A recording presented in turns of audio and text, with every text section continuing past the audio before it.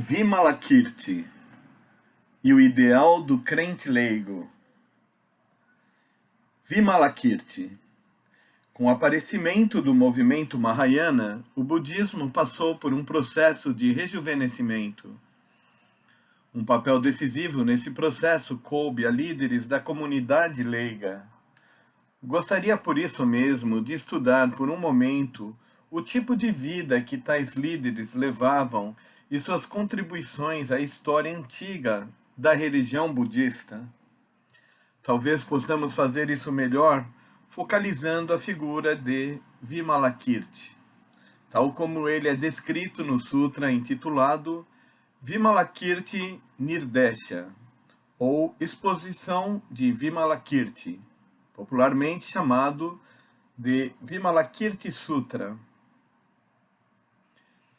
Vimalakirti, o rico mercador da cidade de Vaishali, eloquente, extraordinariamente hábil no debate, dotado de memória prodigiosa, é uma figura que fascina eternamente e está envolta em mistério.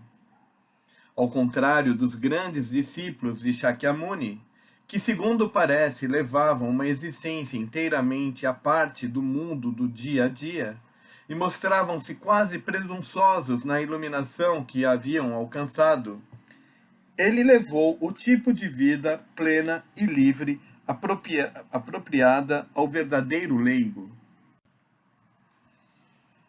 Representa o oposto total do ideal Arhat, defendido pelos monges das seitas hinayanas. Uma corporificação viva do espírito Mahayana em sua rejeição do monarquismo míope e na insistência em que o budismo devia ser levado a florescer na sociedade como um todo. No que interessa a crentes budistas da Índia, China e Japão, especialmente aos devotos leigos, Vimalakirti tem sido figura de enorme popularidade.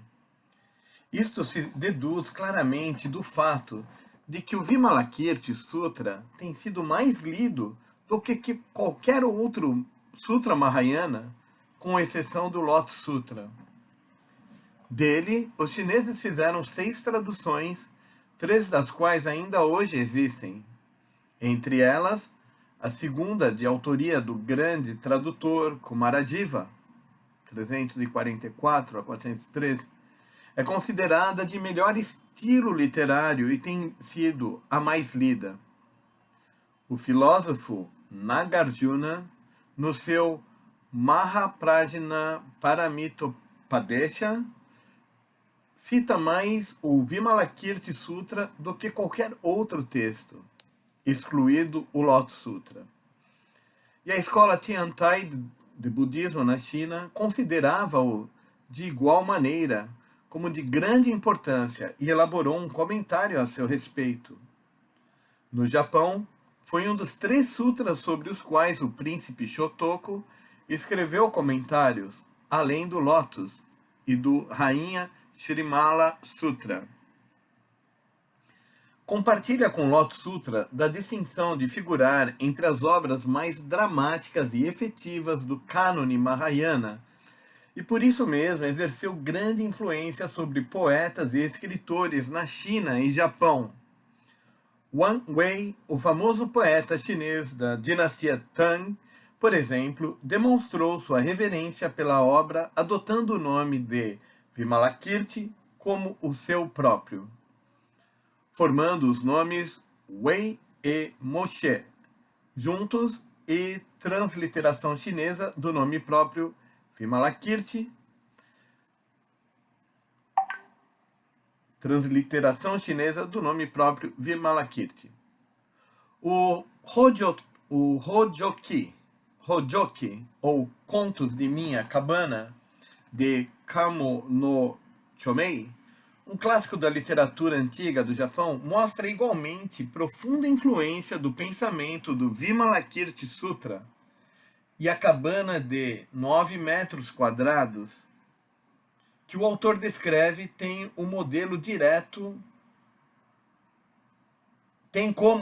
direto o famoso Hojo, ou quarto de 9 metros quadrados de Vimalakirti. Então, Hojoki, ou Contos de Minha Cabana, de Kamo no Chomei, um clássico da literatura antiga do Japão, mostra igualmente profunda influência no pensamento do Vimalakirti Sutra, e a cabana, de 9 metros quadrados, que o autor descreve, tem como modelo direto o famoso Hojo, ou quarto de 9 metros quadrados de Vimalakirti. Embora a grande beleza literária do texto, bem como o fato de nunca se haver ligado a qualquer escola do budismo, talvez expliquem em parte sua grande e duradoura popularidade, parece-me que o fator mais importante é o fascínio que Vimalakirti exerce sobre o leitor como ser humano, e a habilidade com que exemplifica a aplicação prática do espírito Mahayana. O texto descreve Vimalakirti empenhado em debate com um após outro dos grandes discípulos de Shakyamuni, e repetidamente mostra-o vencendo-os graças à sua sagacidade e eloquência.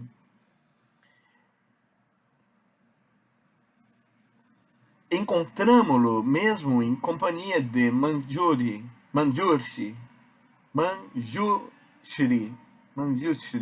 que é conhecido como o Bodhisattva da Sabedoria Suprema, debatendo de forma soberba os aspectos mais profundos da filosofia Mahayana.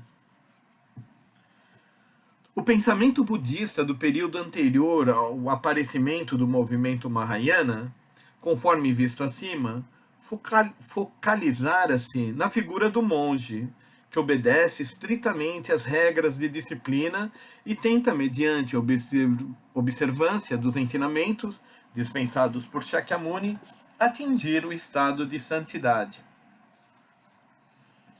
Vimalakirti forma um contraste total com essas figuras monásticas.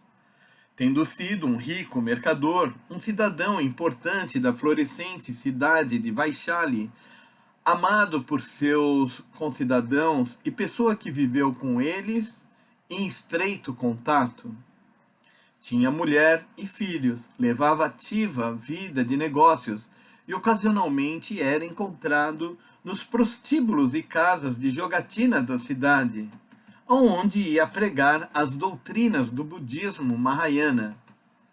Era um praticante do Dharma que a velha ordem budista, com sua ênfase na vida monástica, dificilmente poderia ter concebido.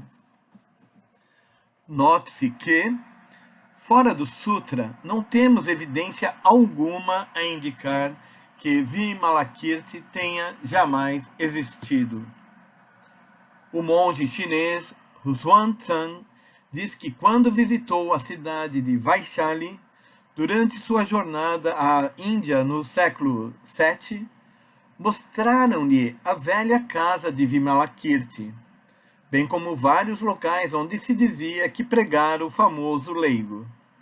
Isso, contudo, pouco prova, uma vez que numerosas figuras que existiram apenas na literatura ou na lenda tiveram, de idêntica maneira, locais de nascimento, residências, peças de vestuário, etc., que lhes foram atribuídos. Tanto quanto sabemos, Vimalakirti pode ter sido, como insistem alguns budólogos, nada mais do que a corporificação fictícia do leigo ideal, criada por adeptos posteriores da escola Mahayana. Não há certamente maneira de refutar uma afirmação como essa, porquanto, conforme vimos, estudiosos ocidentais negaram frequentemente no passado que o próprio Shakyamuni tenha jamais existido, enquanto o rei Ashoka, até a descoberta dos textos de seus éditos, era considerado como um governante lendário, seus atos meras criações de piedosos crentes budistas. Mesmo que Vimalakirti seja figura puramente imaginária, isto de maneira alguma reduz o valor do grande Sutra Mahayana que lhe descreve as atividades. O importante não é a historicidade de Vimalakirti, mas a maneira como o Sutra o utiliza para esclarecer o ideal do Bodhisattva, para descrever as medidas práticas que devem ser tomadas a fim de propagar o budismo pela sociedade como um todo e dar expressão a uma visão profunda e majestosa da existência, visão essa que transcende o dualismo de ser e não ser. Vimalakirti é simplesmente um veículo para a transmissão do espírito Mahayana. Tenha sido Vimalakirti pessoa real ou invenção literária, a cidade de Vaishali, cenário de suas atividades, nada tem de imaginária. Foi um florescente centro comercial do norte da Índia e importante fonte de apoio do movimento Mahayana. O próprio Shakyamuni manifestara grande carinho pela cidade e a visitara muitas vezes, acompanhado de seus discípulos. Pouco antes de sua morte, ao partir na direção de seu velho lar em Kapilavastu, parou durante algum tempo na cidade e, ao deixá-la, exclamou: "Como Vaishali é bela!" Em vista disso, não seria absolutamente surpreendente que naquela época residissem ali crentes leigos importantes como Vimalakirti. Não há motivo para pensar que os famosos discípulos de Shakyamuni tenham sido os únicos que lhe escutaram os ensinamentos, embora a história de cada um deles esteja registrada com mais detalhes nas antigas escrituras. Nos primeiros anos de sua organização religiosa, Shakyamuni pregou extensamente para o grupo de jovens que escolhera a vida monástica e se reunira em torno dele. Mas à medida que sua fama se espalhava e cada vez mais pessoas vinham ouvir seus ensinamentos, é natural supor que um número crescente de homens e mulheres tornaram-se crentes leigos da nova religião. As escrituras, na verdade, dizem que o rei Bimbisara, governante de Magadha, bem como o rei Pasenadi de Koshala, converteram-se à fé. E somos informados também da existência dos convertidos entre os mercadores ricos, como Sudatta, que doou à ordem o famoso mosteiro de Jetavana. Quando se dirigia a esses crentes leigos, podemos ter certeza de que Shakyamuni lhes dizia que observassem práticas religiosas algo diferentes das prescritas aos monges. E é por isso razoável supor que as doutrinas que lhes ensinava diferissem, até certo ponto, em conteúdo das que ensinava aos monges. Se essas doutrinas foram de fato, ao que mais tarde se cristalizaram sob a forma das escrituras Mahayanas, então podemos supor que enfatizavam o dever do crente budista de trabalhar em benefício do próximo, e não para seu próprio benefício, e a propagar o Dharma pela sociedade como um todo. Minha própria opinião é que Shakyamuni esperava dos monges da ordem que o conjunto de doutrinas filosóficas e religiosas que pregara tão ardorosamente durante os 50 anos subsequentes à sua iluminação fosse transmitido corretamente à posteridade. Dependendo dos leigos, com seu espírito ativo e conhecimento das coisas do mundo, para a disseminação da doutrina por toda a sociedade.